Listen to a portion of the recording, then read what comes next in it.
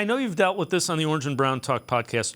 What positions of need do you think we're not talking enough about for the Browns?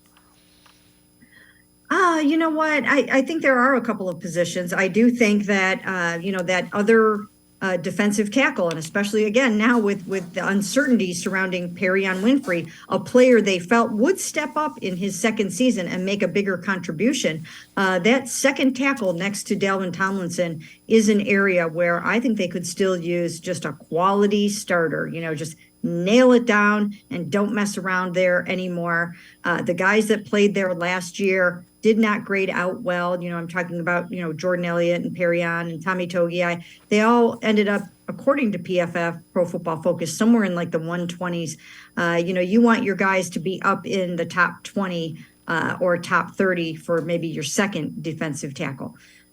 So I still think that's an area of need. And then number 3, edge rusher.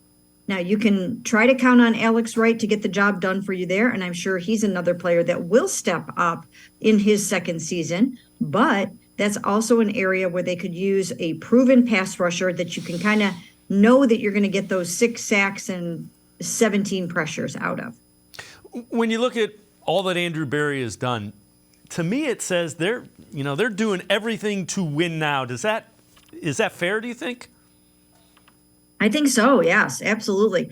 I mean, just, the sense of urgency of bringing Deshaun Watson on board tells you exactly where their minds are at. This is not a long-term proposition. They want to win now. And they've gone out and they've added a lot of talent. I think it's 12 free agents that they've signed so far, made the trade for Elijah Moore, really overhauled the defense in a lot of ways.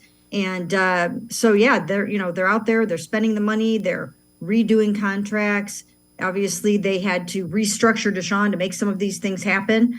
They made some smart moves at wide receiver with, the trade for Elijah Moore means that you didn't have to pay an Odell Beckham Jr. per se. So, this is a win now team.